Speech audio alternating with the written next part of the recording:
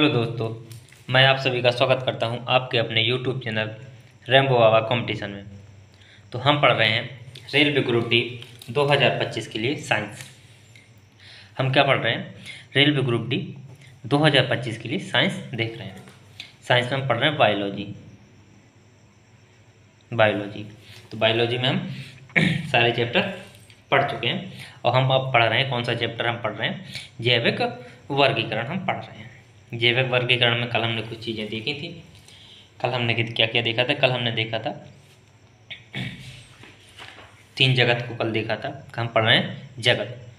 क्या पढ़ रहे हैं? जगत। जैविक वर्गीकरण। जैविक वर्गीकरण में क्या बांटा गया? कितने? 5 जैविक जीव जंतुओं को कितने? 5 जगत में बांटा गया था। कितने जगत में? 5 जगत में। तो कल हम 3 जगत देख चुके थे। कौन कौन से देख चुके थे? मोनेरा पढ़ चुके थे, प्रोटिस्टा पढ़ चुके थे और फंजाई पढ़ चुके थे। क्या? मोनेरा, प्रोटिस्टा और फंजाई, 3 चीज़ें हम पढ़ चुके थे। आज हमको पढ़ना है पादप या प्लांटी। क्या बोलते हैं? पादप या प्लांटी बोलते हैं। तो आज हमको पादप जगत पढ़ना है। तो कल हमने क्या क्या देखा था? एक बार जल्दी से रिविजन कर लेते हैं कि मोनेरा क्या होते थे? मोनेरा होते थे, क्या होते थे? ये होते थे एक कोष की जीव। कैसे थे? एक कोष की, कहते प्रोकैरियोटिक जीव होते थे। क्या होते? प्रोकैरियोटिक जीव होते थे इनमें। और ये कैसे? जल में रहने वाले होते थे। कैसे? जल में रहने वाले। फिर देखा था प्रोटिस्टा। प्रोटिस्टा कहते थे तो एक कोष की, लेकिन कैसे होते थे? यूकैरियोटिक। किस में आते थे? यूकैरियोटिक कोशिका के बने होते थे। किसके बने होते? यूकैरियोटिक कोशिका के बने होते थे। इनमें क्या होता था? ये देखे थे कि ये स्वपोषी और विषमपोषी दोनों प्रकार के होते हैं। क्या होते हैं? ये दोनों प्रकार के होते थे। इनमें क्या था? इनके उदाहरण क्या थे? इनके उदाहरण में देखे थे यूग्लिना, पैरामीशियम, अमीबा। ये सारे के सारे किस में थे? ये सारे के सारे थे प्रोटिस्टा जगत में आते हैं। किस में आते हैं? प्रोटिस्टा जगत में आते हैं। फिर पढ़ा था हमने क्या? फंजाई। क्या पढ़ा था? फंजाई। क्या जगत पढ़ा था? फंजाई। तो ये भी क्या था? ये विषमपोषी था। कैसा था? ये विषमपोषी पढ़ा था। और कैसा था? यूकैरियोटिक जीव था। कैसा था? यूकैरियोटिक जीव था, जो कैसा था? विषमपोषी था। तो इसमें ये किससे, ये अपना पोषण किससे करते हैं? ये अपना पोषण कार्बनिक सड़े गले पदार्थों से करते हैं। किससे करते थे? ये करते थे अपना पोषण कार्बनिक सड़े गले पदार्थों से, जिनमें हमने काफ़ी चीज़ें देखे थे। मशरूम वगैरह के देखे थे, ईस्ट वगैरह के देखे थे उदाहरण। इन सबको हमने पढ़ा था। तो आज हम पढ़ने वाले हैं पादप जगत। आज हम किसको पढ़ने वाले? आज हम पढ़ने वाले प्लांटी या पादप। किसको पढ़ने वाले? प्लांटी या पादप को आज हम पढ़ने वाले हैं।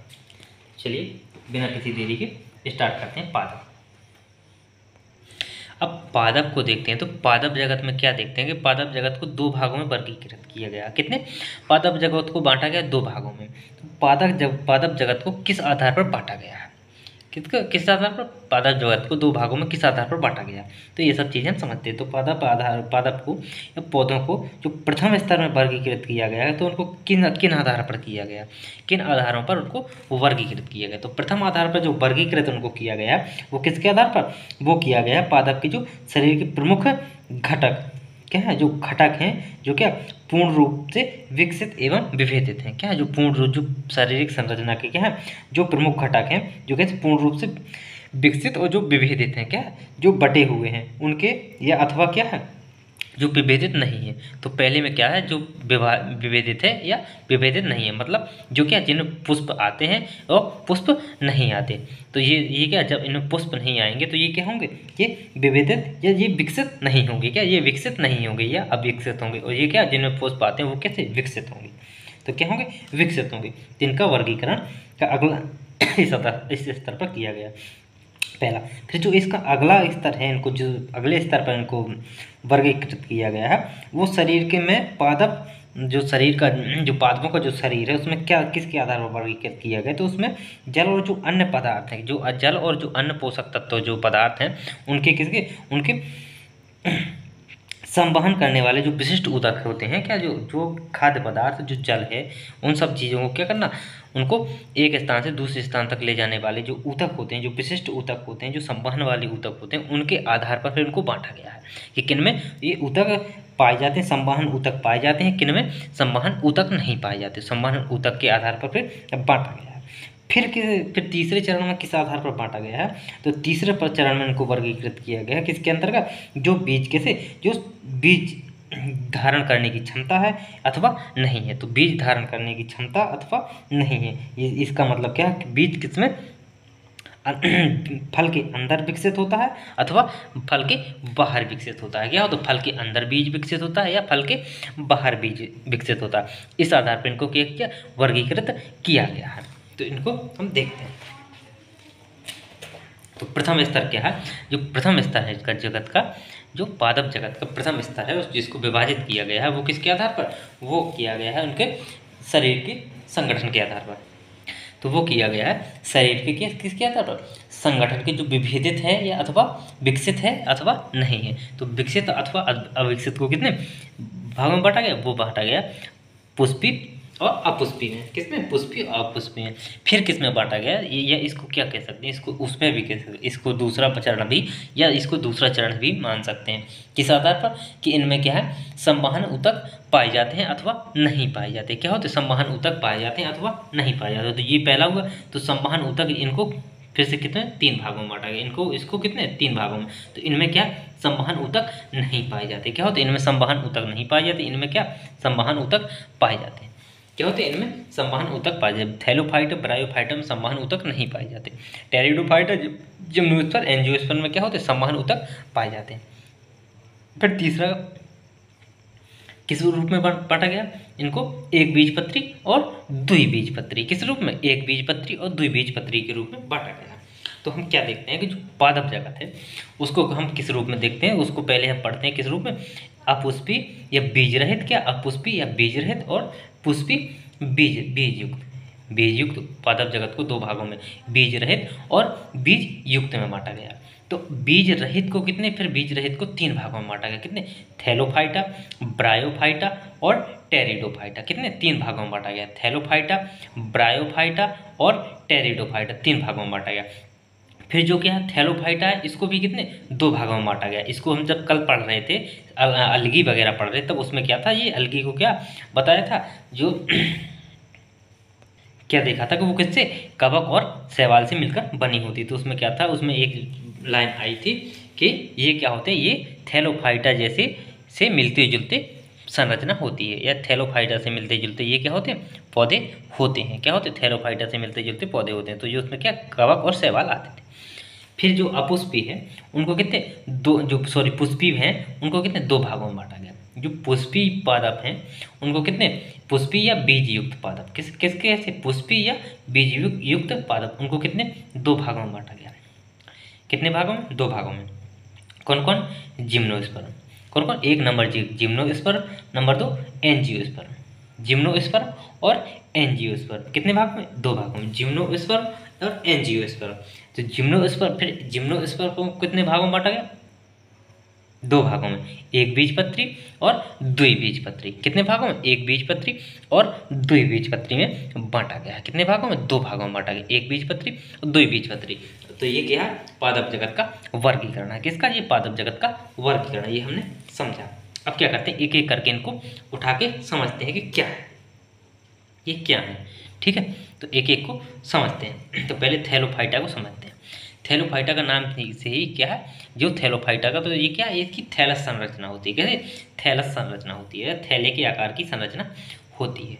क्या होती है, एक थोड़ी थोड़ी समझेंगे फिर हम भाषा में देखेंगे। तो इनकी संरचना कैसी है, थैलस होती है। किसके आकार, थैले के आकार की इनकी क्या होती है, संरचना होती है। तो इनको क्या कहते हैं, इनको कहते हैं थैलोफाइटा। क्या कहते हैं, थैलोफाइटा।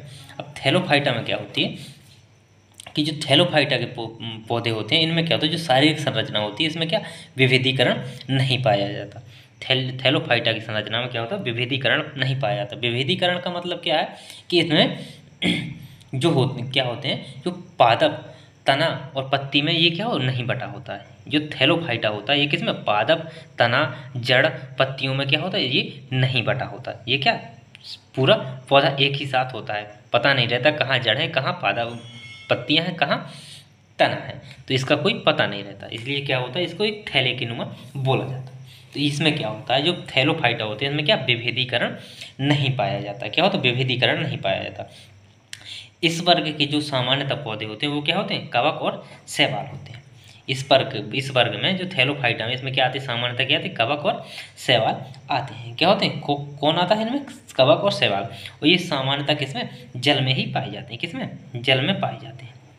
किसमें पाए जाते हैं, ये सामान्यतः जल में पाए जाते हैं। तो थैलोफाइटा किसमें पाए जाते हैं, सामान्यतः जल में पाए जाते हैं। तो ये चीज़ समझ में, इतनी ही चीज़ इसमें है कि थैलोफाइटा क्या है। तो थैलोफाइटा किस क्या, कवक, सामान्यतः कवक शैवाल है। ये क्या, थैलस संरचना होती है। ये क्या, जल में पाए जाते हैं और इनमें क्या, विविधीकरण नहीं होता, मतलब जड़ तना पत्तियाँ नहीं पाई जाती। क्या होती हैं, जड़ तना पत्तियाँ क्या होती, विकसित नहीं होती हैं। क्या होती, विकसित नहीं होती।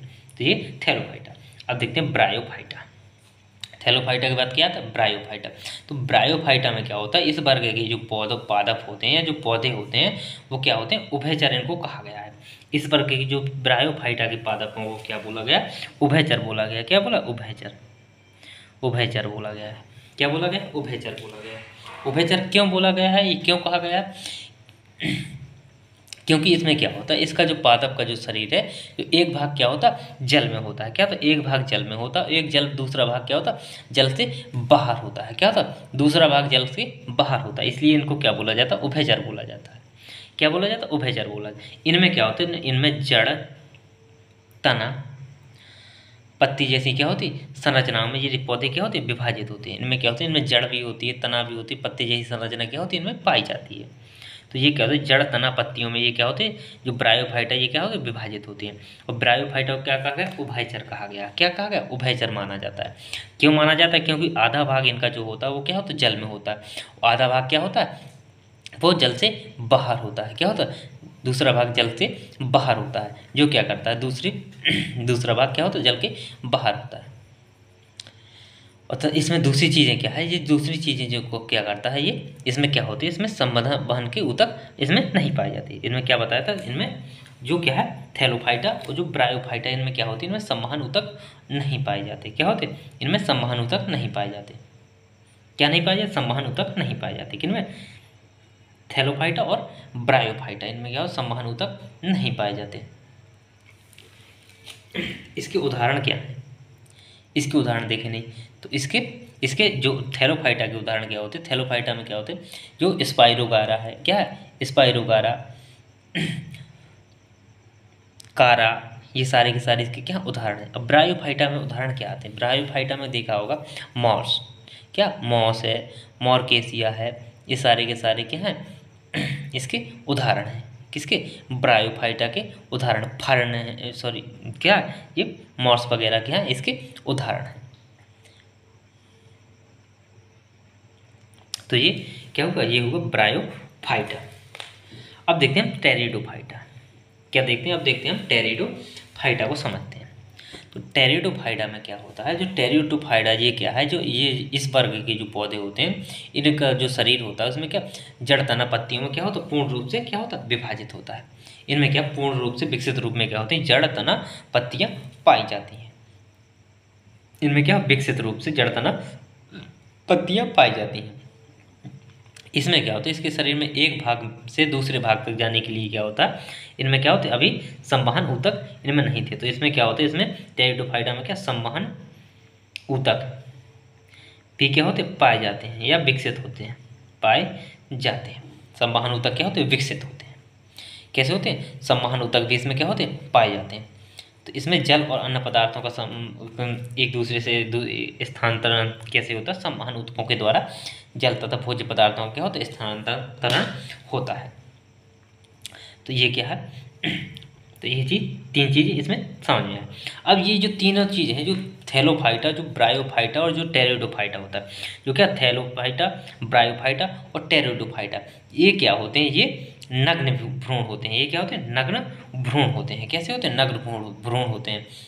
इनको यह बीजाणु भी कहते हैं। क्या कहते हैं, इनको बीजाणु भी कहते हैं। मतलब इनमें क्या होते हैं, ये कैसे बीज रहित होते हैं, कैसे बीज रहित होते हैं, क्या रहित होते हैं, इनमें क्या बीज नहीं पाए जाते। क्या होते हैं, इनमें बीज नहीं पाए जाते। तो ये क्या होते हैं, बीज रहित होते हैं। ये जो तीनों समूह हैं, इनको इन समूह के जो पौधे हैं वो क्या होते हैं, इनके जो जननांग होते हैं वो कैसे होते हैं, अप्रत्यक्ष होते हैं। इनके तीनों प्रकार के तीनों हैं, जो थैलोफाइटा, ब्रायोफाइटा, टेरिडोफाइटा के तीनों के जो जननांग हैं वो क्या होते हैं, अप्रत्यक्ष होते हैं। क्या होते हैं, जो जनन होते हैं वो जननांग होते हैं वो कैसे होते हैं, अप्रत्यक्ष होते हैं। इसमें क्या होती है, बीज उत्पन्न करने की, इसलिए क्या होती है, जब जनन अंग कैसे अप्रत्यक्ष होंगे तो क्या हो, उनमें जनन बीज उत्पन्न करने की क्षमता नहीं होगी। जब जनन की क्रिया नहीं होगी तो बीज कैसे बनेगा, क्या होगा, बीज कैसे बनेगा। तो इनमें क्या होती है, जनन बीज उत्पन्न करने की इनमें क्षमता नहीं होती, इसलिए इनको एक नाम दूसरे नाम से जानते हैं। किस नाम से जानते हैं, क्रिप्टोगैम के नाम से कहते हैं, जानते हैं क्या, क्रिप्टोगैम भी इनको कहते हैं। क्या कहते हैं, क्रिप्टोगैम। क्यों कहते हैं, क्योंकि इनमें क्या, जो जननांग होते हैं वो कहते हैं अप्रत्यक्ष होते हैं, और ये क्या करते हैं, इनमें बीज उत्पन्न करने की क्षमता नहीं होती, इसलिए इनको क्या बोलते हैं, क्रिप्टोगैम बोलते हैं।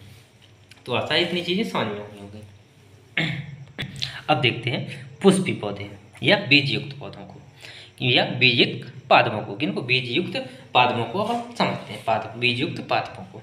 इसके उदाहरण क्या हैं, टेरिडोफाइटा के उदाहरण नहीं देखिए, टेरिडोफाइटा में क्या क्या उदाहरण आते हैं, इसके उदाहरण है मार्सिलिया, क्या, मार्सिलिया, फर्न। आप लोगों ने फर्न देखा होगा, क्या होगा, फर्न देखा होगा। फर्न क्या होता है, एक पौधा होता है फर्न का, जिसमें क्या इस प्रकार से पत्तियां होती हैं उसकी, कैसी, इस प्रकार से पौधा होता है, उसकी डाली में इस प्रकार से पत्तियां होती हैं, तो वो फर्न होता है।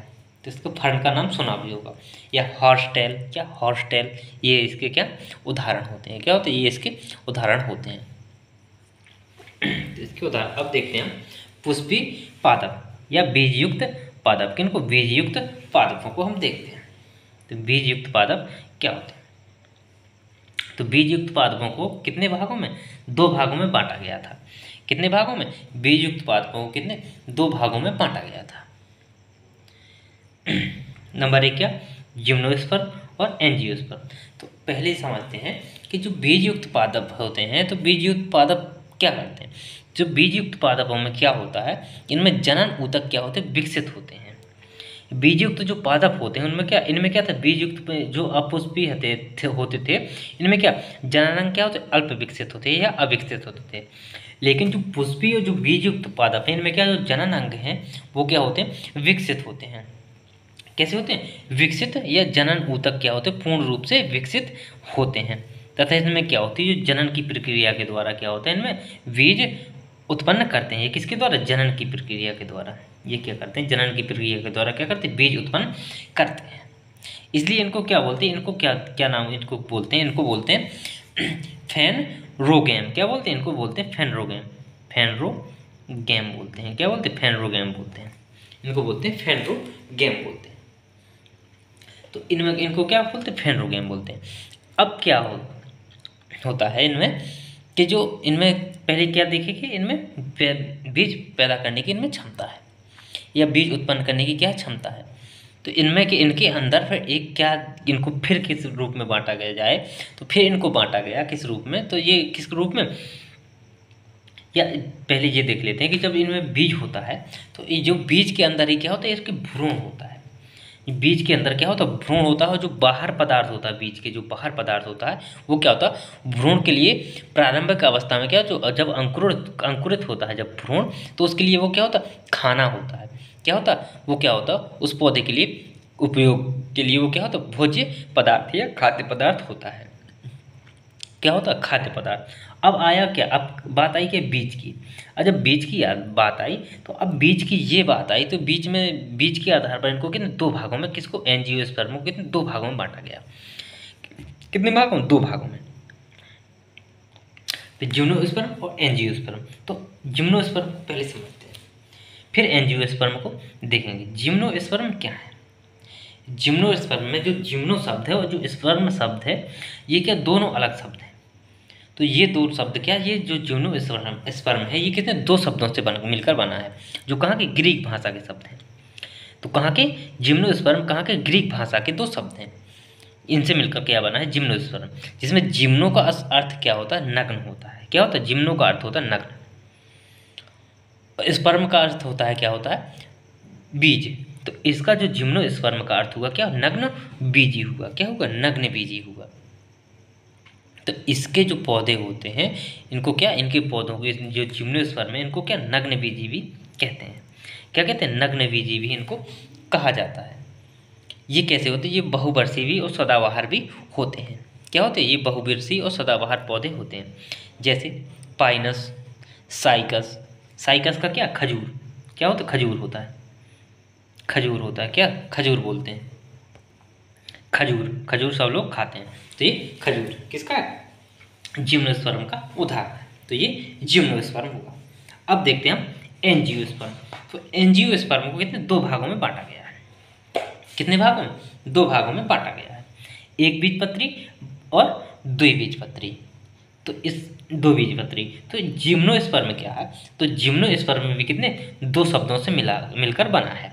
वो भी कहाँ के, ग्रीक भाषा के, एंजियो और स्पर्मा। क्या, एंजियो स्पर्मा शब्द से मिलकर बना। एंजियो का मतलब क्या होता है, एंजियो का अर्थ है ढका हुआ, जिम्नो का अर्थ क्या था, खुला हुआ या नग्न। तो एंजियो का मतलब क्या हुआ, ढका हुआ, और स्पर्मा का मतलब क्या, बीज। तो क्या, ढका हुआ बीज, कैसा, ढका हुआ बीज। तो इसके इसमें क्या होता है, जो एंजियोस्पर्म होते हैं इसमें क्या होते हैं, बीज कैसे ढके होते हैं। क्या होते हैं, बीज इसमें ढके होते हैं।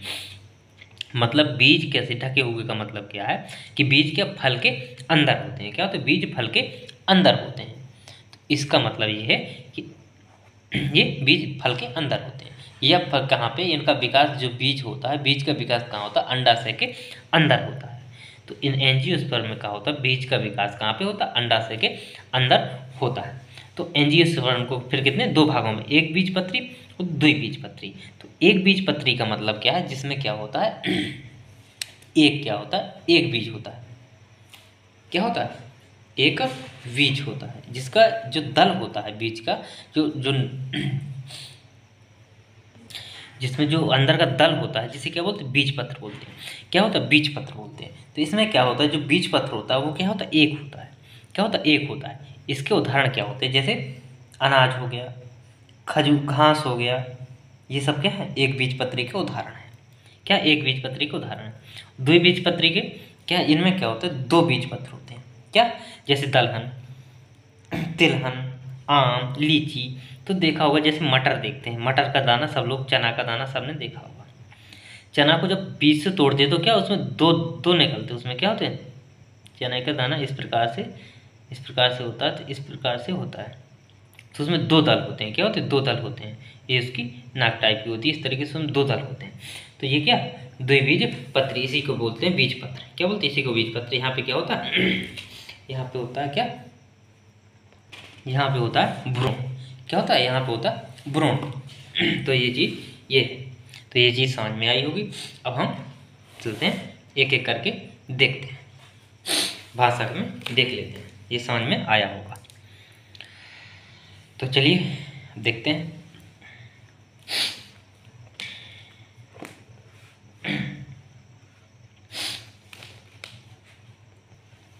समझते हैं कि जो पादप, पादप मुख्यतः बहुकोशिकीय, कैसे, क्या, पादप जो होते हैं वो क्या करते हैं, इनके बारे में बताया गया है। जो पादप होते हैं वो कैसे होते हैं, मुख्यतः कैसे होते हैं, बहुकोशिकीय होते हैं। और कैसे होते हैं, प्रकाश संश्लेषी और कैसे, यूकैरियोटिक कोशिका वाले होते हैं। क्या होते हैं, यूकैरियोटिक कोशिका वाले होते हैं, कहते हैं बहुकोशिकीय होते हैं और प्रकाश संश्लेषी होते हैं, प्रकाश संश्लेषी होते हैं। तो इसमें एक लाइन में कितनी, तीन बातें हो गई, कितनी, तीन क्वेश्चन इसमें तैयार हो गए। नंबर एक, पादप एक कोश की या बहुकोश की, तो पादप क्या, बहुकोश की। पादप प्रकाश संश्लेषण की क्रिया करते हैं। दूसरा क्वेश्चन, पादप की कोश का किस, पादप में किस कोश का होती है, यूकैरियोटिक कोश का होती है।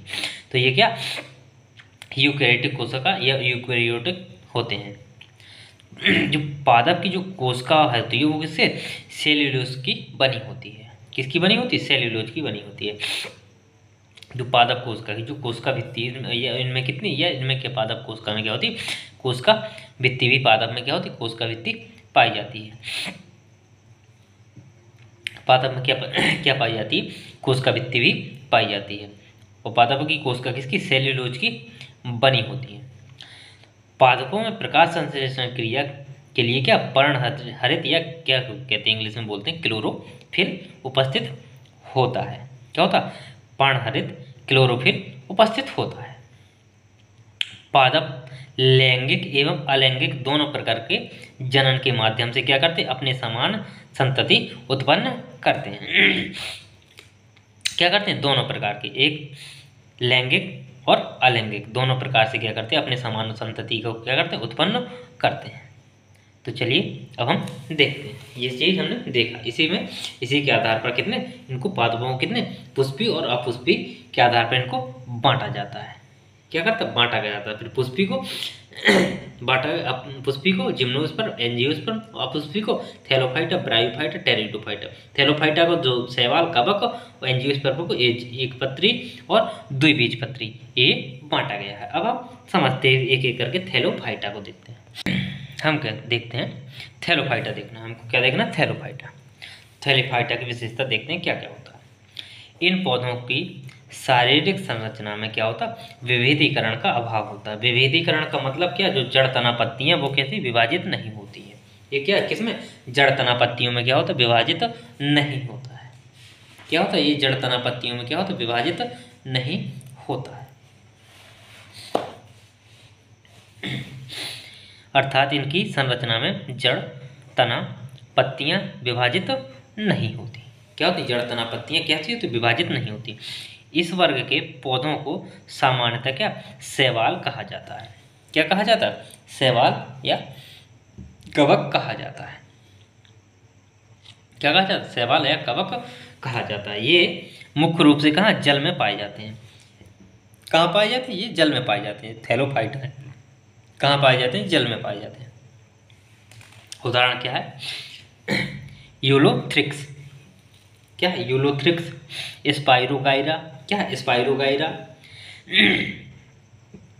क्लेडोफोरा, क्या है, क्लेडोफोरा, अल्वा, कारा, ये सारे के सारे क्या है, इसके थैलोफाइटा के एग्जाम्पल हैं। क्या, किसके, थैलोफाइटा के एग्जाम्पल हैं। अब देखते हैं हम ब्रायोफाइटा को, किसको, अब हम पढ़ते हैं ब्रायोफाइटा। क्या पढ़ने वाले, अब पढ़ने वाले हैं ब्रायोफाइटा। तो ब्रायोफाइटा में देखते हैं ब्रायोफाइटा की क्या विशेषता है। इस वर्ग में क्या होता है, जो इस वर्ग के जो पौधों को, या इस वर्ग के जो पौधों को जो पादप वर्ग है उसको क्या, जो पादपों का क्या बोलते हैं, उसको उभयचर वर्ग बोलते हैं। इस वर्ग के किसके, तो ब्रायोफाइटा के जो पौधे हैं उनको क्या कहा जाता है, उनको उभयचर कहा जाता है। इस वर्ग के पादप वर्ग के क्या कहा जाता है, उभयचर। पादप जगत के क्या कहा जाता है, उभयचर कहा जाता है। किनको कहा जाता है, ब्रायोफाइटा को। किनको कहा जाता, ब्रायोफाइटा को क्या कहा जाता, उभयचर कहा जाता है। क्यों कहा जाता, अर्थात इनका कुछ भाग किसमें, पानी के भीतर और कुछ भाग पानी के ऊपर होता है, इसलिए इनको क्या कहा जाता, उभयचर कहा जाता है। क्या कहा जाता, उभयचर कहा जाता है। ये पादप तना पत्तियां जैसी संरचना में क्या होते, विभाजित होते हैं। क्या होते हैं, ये पादप, ये जो पादप है ये कैसे तना और पत्तियों जैसी संरचना में क्या होते हैं, विभाजित होते हैं। ऐसे पौधों में शरीर के एक भाग से दूसरे भाग तक क्या होता है, एक भाग से दूसरे भाग तक जल तथा अन्य पोषक तत्वों का संवहन के लिए क्या होते हैं, विशिष्ट ऊतक नहीं पाए जाते। क्या होते हैं, इनमें क्या, थैलोफाइटा और ब्रायोफाइटा में क्या विशिष्ट ऊतक नहीं पाए जाते। एग्जाम्पल के लिए मॉस तो क्या बोलते हैं, फ्यूनेरिया बोलते हैं, या मार्केसिया, क्या मार्केसिया आदि इसके क्या एग्जाम्पल। उदाहरण के चित्र में यदि दिखाऊं कि कैसे होते हैं, तो ये कैसे, ये इस प्रकार से इनका चित्र होता है। देखिए, जैसे मान लीजिए ऐसे कुछ भी बना लिए, इसको ऐसे करके, ठीक है, ये आ गया, ये आ गया, तो ये यहाँ तक चला गया, फिर ये चला गया, फिर ये, तो इस तरीके से ये क्या, इस तरीके से इनकी ये ऐसी संरचना होती है। अब इसी में क्या, ये यहाँ पे यहाँ पे यहाँ पे इस तरीके से ये संरचना होती है। तो ये क्या है, मार्केसिया का चित्र है। ये किसका, ये मार्केसिया का चित्र है। इस तरीके से ये चित्र होता है इनका। या किस प्रकार से ये ऐसे कोई कई होते हैं, ऐसे हो गया, ये बटा है, ये बटा है, ये ऐसे ऐसे ऐसे, ये क्या, ये हो गया पादप। इस तरीके से इनकी संरचना पाई जाती है, इस तरीके से इनकी संरचना होती है। किनकी, जो ब्रायोफाइटा होते हैं। क्या, तो ब्रायोफाइटा की इस तरीके से संरचना हो जाती है, पाई जाती है। तो इसमें क्या, ये थोड़ी सी ये क्या, ये दिख रही है, ये पत्ती जैसी संरचना दिख रही है थोड़ी सी, इतना ही इनमें विकास होता है। अब देखते हैं हम टेरिडोफाइटा को, किसको, अब देखते हैं हम टेरिडोफाइटा को। अब देखते हैं हम टेरिडोफाइटा, इंग्लिश में लिखते हैं, पी से स्टार्ट करते हैं, पी इसमें साइलेंट होता है। तो टेरिडोफाइटा, क्या पढ़ते हैं, टेरिडोफाइटा। इनमें क्या होता है, जो टेरिडोफाइटा होते हैं, तो इन पौधों का जो शरीर होता है वो किससे, जड़, तना और पत्तियों में क्या होता है, विभाजित होता है। इनका जो टेरिडोफाइटा होते हैं उनमें क्या होता है, जड़, तना, पत्ती क्या होती है, पाई जाती है। ये मतलब विकसित पौधा हो जाता है। इसमें क्या जड़, तना, पत्तियां पाई जाती हैं। और शरीर के एक भाग से दूसरे भाग तक जल तथा अन्य पदार्थों को संवहन ऊतकों भेजने के लिए क्या होता है, संवहन ऊतक भी पाए जाते हैं। तो ये क्या है, विकसित रूप है। क्या है, विकसित रूप है और एडवांस रूप है पादपों का। तो इनमें क्या ऊतक, संवहन ऊतक पाए जाते हैं। क्या पाए जाते हैं, संवहन ऊतक पाए जाते हैं। एग्जाम्पल के लिए क्या है, जो क्या है, टेरिडोफाइटा, फर्न, हर्न टेल, क्या सॉरी हॉर्स टेल। तो इसका जो क्या होती है, जो फर्न होती है उसका क्या होता है, उसका चित्र इस प्रकार से होता है। मान लीजिए पेड़ है, ठीक है, तो उसकी ये एक शाखा है, तो उसमें क्या इस तरीके से उसकी पत्ती होती हैं, इस तरीके से पत्तियाँ होती हैं उसमें, इस तरीके से पत्तियाँ होती हैं, इस तरीके से छोटी, इस तरीके से उसमें पत्तियाँ होती हैं। चित्र मेरे पास वो नहीं तो चित्र दिखाता हूँ। तो ये है। अब इसमें नोट में क्या लिखा है, नोट देखते हैं नोट में क्या लिखा है। तो नोट में क्या लिखा है, नोट में लिखा है कि जो थैलोफाइटा है, जो ब्रायोफाइटा और कौन सा टेरिडोफाइटा, टेरिडोफाइटा में क्या नग्न भ्रूण पाए जाते हैं। कैसे, नग्न भ्रूण पाए जाते हैं, जिन्हें क्या बीजाणु कहते हैं। क्या कहते हैं, बीजाणु कहते हैं। इन तीनों समूह के जो पौधे हैं उनमें जनन अंग क्या होते हैं, अप्रत्यक्ष होते हैं। क्या होते हैं, अप्रत्यक्ष होते हैं। तथा क्या होता है, जो बीज उत्पन्न करने की क्षमता क्या होती है, इनमें नहीं होती। क्या होती है, बीज उत्पन्न करने की क्षमता नहीं होती, इसलिए इनको क्या बोला जाता है, इनको क्रिप्टोगैम बोला जाता है। क्या बोला, क्रिप्टोगैम बोला जाता है। क्या बोला जाता है, क्रिप्टोगैम बोला जाता है।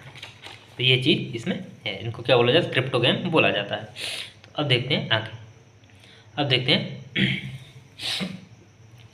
पुष्पी पादप देखते हैं। क्या, पुष्पी पादप या बीजयुक्त पादप। क्या देखते हैं, पुष्पी पादप या बीजयुक्त पादप। तो बीजयुक्त पादप को क्या करते हैं, क्या देखते हैं, तो किस भाग में बांटा जाता है।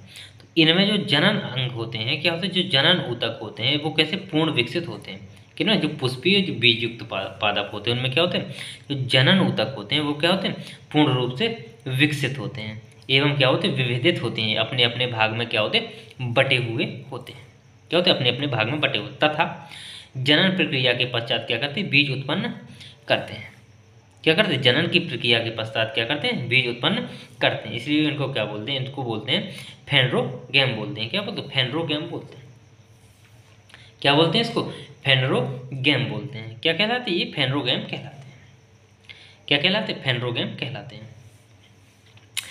बीज के अंदर जो भ्रूण होते हैं, क्या होता है, जो बीज के अंदर जो भ्रूण के साथ क्या होता है, संचित खाद्य पदार्थ होता है। जब देखा होगा कोई भी बीज देखा होगा तो उसके क्या, जो जहाँ भ्रूण होता है उसके चारों तरफ क्या होता है, भ्रूण क्या होता है बीच में होता है, उसके चारों तरफ क्या होता है, खाद्य पदार्थ के रूप में संचित होता है। वो बड़ा भाग होता है। क्या होता है, बड़ा भाग होता है। वो क्या होता है, खाद्य पदार्थ के रूप में संचित होता है, जिसको क्या बोलते हैं, जिसको बोलते हैं आप जिसको क्या बोलते हैं, जिसको बोलते हैं बीज पत्र बोलते हैं। क्या बोलते हैं, बीज पत्र बोलते हैं। क्या बोलते हैं, बीज पत्र बोलते हैं। क्या कहते हैं, बीज पत्र कहते हैं। तो उसमें बीज पत्र होता है, जिसका उपयोग क्या करते हैं, उस बीज पत्र का उपयोग क्या करते हैं, भ्रूण क्या करता है, जब प्रारंभिक अवस्था में, विकास की प्रारंभिक अवस्था में होता है, जब अंकुरण की अवस्था में होता है, तब उस टाइम पे क्या अपना भोजन के रूप में उसका उपयोग करता है। क्या करता है, भोजन के रूप में उसका उपयोग करता है। तो इस प्रकार के जो पौधे होते हैं इनको क्या, कितने, इस आधार पर कितने, दो भागों में बांटा जाता है। कितने भागों, दो भागों में बांटा जाता है, जिम्नोस्पर्म और एंजियोस्पर्म। कितने, दो भागों में बांटा जाता है। कौन कौन, जिम्नोस्पर्म और एंजियोस्पर्म। तो अब हम समझते हैं जिम्नोस्पर्म और एंजियोस्पर्म क्या है। तो हम देखते हैं जिम्नोस्पर्म। क्या देखते हैं, हम देखते हैं जिम्नोस्पर्म।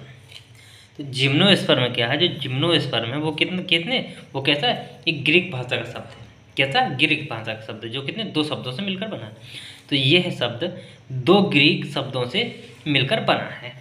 किस किस से, वो जिम्नो तथा स्पर्मा से बना है। किससे, जो ग्रीक शब्द है वो कौन से शब्द हैं, वो तो जिम्नो तथा स्पर्मा दो शब्दों से मिलकर क्या है, बना है, जो जिम्नो स्पर्म जिसे बोलते हैं। जिसमें जिम्नो का अर्थ क्या होता है, जिम्नो का अर्थ होता है नग्न होता है। क्या होता है, नग्न। क्या होता है, नग्न होता है। तथा जो स्पर्मा है उसका क्या अर्थ होता है, उसका अर्थ होता है बीज होता है। स्पर्मा का अर्थ क्या होता है? बीज होता है। अर्थात क्या कह सकते हैं, इन्हें नग्न बीज पौधे भी कहते हैं। क्या कहते हैं? या नग्न बीज पौधा भी क्या कहा इनको कहा जाता है। ये पौधे कैसे होते हैं? बहुवर्षीय होते हैं, सदाबहार होते हैं और काष्ठी होते हैं। क्या होते हैं? काष्ठी होते हैं। इनमें क्या होता है? इनमें पुष्प और बीज क्या होते हैं? उपस्थित होते हैं। जो जिम्नोस्पर्म है इनमें क्या होता है? पुष्प और बीज कैसे होते हैं? उपस्थित होते हैं। लेकिन क्या होता है? इनमें फल अनुपस्थित होता है। क्या होता है? इनमें फल अनुपस्थित होता है। उदाहरण के लिए क्या है? पाइनस, चीड़, साइकस, इसको क्या? खजूर। साइकस को क्या बोलते हैं? खजूर बोलते हैं। तो ये खजूर का पेड़, इसमें क्या होता है? फल अनुपस्थित होता है। अब देखते हैं अब एंजियोस्पर्म। अब क्या पढ़ते हैं? एंजियोस्पर्म पढ़ते हैं। तो एंजियोस्पर्म में क्या देखना है? एंजियोस्पर्म पढ़ते हैं। तो एंजियोस्पर्म क्या है, इसकी विशेषता देखते हैं। तो एंजियोस्पर्म है, यह भी कितने? दो भागों से मिलकर बना, या दो शब्दों से मिलकर बना है। जो एंजियोस्पर्म है वो भी कितने? दो ग्रीक भाषा के शब्दों से मिलकर बना है, एंजियो और स्पर्मा। तो एंजियो का इसमें अर्थ होता है, क्या होता है? इसमें ढका हुआ होता है। एंजियो का अर्थ क्या होता है? ढका हुआ। स्पर्मा का अर्थ क्या? वही बीज। अर्थात इनको क्या कह सकते हैं? इन पौधों को क्या कह सकते हैं? इन पौधों के जो बीज क्या होते हैं? बीज फल के अंदर होता है। इन पौधों में क्या होता है? या बीज क्या होते हैं? जो फल के अंदर क्या होते हैं? ढके होते हैं। तो इन पौधों में क्या होते हैं? बीज फल के अंदर क्या होते हैं? ढके होते हैं। इनके बीजों का विकास कहाँ? अंडाशय में होता है। कहाँ होता है? इन के बीजों का विकास कहाँ पे? अंडाशय में होता है। कहाँ पे होता है? इनके बीजों का विकास होता है अंडाशय में होता है, या अंडाशय के अंदर होता है। कहाँ पे? अंडाशय के अंदर होता है। जो बाद में क्या होता है? जो बाद में क्या? फल बन जाता है। कहाँ क्या बन जाता है? फल बन जाता है। इन्हें क्या? इन्हें पुष्पी पादप कहते हैं। क्या कहते हैं? पुष्पी पादप कहते हैं। क्या कहते हैं? पुष्पी पादप। इन्हें आवृत बीजी भी कहते हैं। क्या कहते हैं? इन्हें आवृत बीजी भी कहते हैं। ये क्या? ये सर्वाधिक विकसित पौधे होते हैं। ये जो एंजियोस्पर्म में, ये क्या? सबसे अधिक विकसित पौधे का वर्ग है। क्या? सबसे अधिक विकसित पौधों का ये वर्ग होता है। पादपों में सभी भाग इसमें क्या होता है? उपस्थित होते हैं। जड़, तना, पत्ती और संवहन ऊतक वगैरह, ये सारी की सारी चीज़ें क्या होती हैं? इसमें उपस्थित होती हैं। क्या होती है? ये सारी की सारी चीज़ें इसमें उपस्थित होती हैं। इसमें क्या होती है? सारी की सारी चीज़ें उपस्थित होती हैं। इस आधार पर इनको कितने? दो भागों में बांटा जाता है। तो जो बीज पत्रों, कितने बीज पत्रों की संख्या के आधार पर, किसके आधार? बीज पत्रों की संख्या के आधार पर एंजियोस्पर्म को कितने? दो भागों में विभाजित किया जाता है। कितने भागों में विभाजित किया जाता है? दो भागों में विभाजित किया जाता है। कितने भागों? दो भागों में। कौन कौन? एक बीजपत्री और द्विबीजपत्री। कौन कौन? एक बीजपत्री और द्विबीजपत्री। अब एक बीज पत्री को क्या? एक बीज पत्री में क्या होता है? एक बीज पत्र होता है। क्या? एक बीज पत्र होता है। कितना होता है? एक बीज पत्र। उदाहरण के लिए क्या? बांस हो गया, घास हो गई, ये सारे के सारे क्या? एक बीज पत्री हो गए। द्विबीज पत्री में क्या होता है? दो बीज पत्र होते हैं। क्या? दो बीज पत्र होते हैं। कितने होते हैं? दो बीज पत्र होते हैं। जैसे दलहन हो गई, तिलहन हो गए, आम हो गया, लीची हो गई, लीची हो गई। और एक चीज़ और होती है, क्या होती है? जो एक बीज एक बीज पत्री बीज पौधे होते हैं, उनकी जो क्या होती है? उनकी पत्ती की संरचना कुछ इस तरीके से होती है। कुछ इस तरीके से उनकी पत्ती की संरचना होती है। उसमें क्या? ये जो होते हैं, ये जो इस तरीके से होते हैं। और जो द्विबीज पत्री की होती है, तो उसकी पत्ती कुछ इस तरीके से होती है, इस तरीके से, कुछ इस तरीके से। उसमें जो ये होते हैं, ये इस तरीके से बटे हुए होते हैं, इसमें ये होते हैं। तो ये भी एक अंतर है। तो ये चीज़ समझ में आएगी। अब देखते हैं इसमें एक चीज़ कि संवहनी ऊतक को देख लेते हैं। जो जाइलम और जो फ्लोएम है वो किन में होते हैं। तो संवहनी ऊतक क्या देखते हैं? संवहनी ऊतक, संवहनी ऊतक किन में पाए जाते हैं? तो किन में पाए जाते हैं? थैलोफाइटा। क्या क्या है? Thallophyta, Thallophyta. फिर आता है कि ब्रायोफाइटा, ब्रायोफाइटा। फिर आता है क्या, टेरिडोफाइटा। क्या आता है, टेरिडोफाइटा।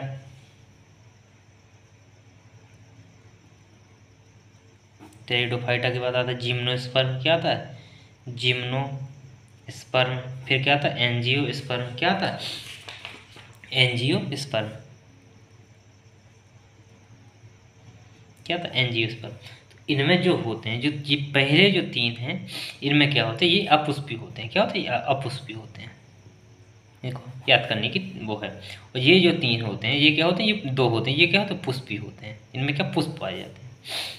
अब इनमें क्या होते हैं, इनमें संवहनी ऊतक इनमें नहीं पाया जाता। इनमें क्या, संवहनी ऊतक, संवहनी ऊतक नहीं, इनमें क्या नहीं पाया जाता। ये जो 3 है, इनमें क्या क्या होता है, इन 3 में संवहनी ऊतक पाया जाता। तो आज हमने देखा पादप, आज हमने क्या देखा, पादपों का वर्गीकरण देखा। अब हम कल देखेंगे, कब क्या पढ़ना है, कल हमको पढ़ना है जंतु। वो क्या पढ़ना है, एनिमिलिया। क्या पढ़ना है, एनिमिलिया। या क्या पढ़ना है, जंतु। या क्या क्या पढ़ना है, या हमको पढ़ना है जंतु जगत। क्या पढ़ना है, जंतु जगत पढ़ना है, या एनिमल या जंतु जगत को हम पढ़ना है। तो थैंक यू दोस्तों, क्लास अच्छी लगी तो प्लीज़ लाइक और सब्सक्राइब जरूर करिएगा। थैंक यू दोस्तों।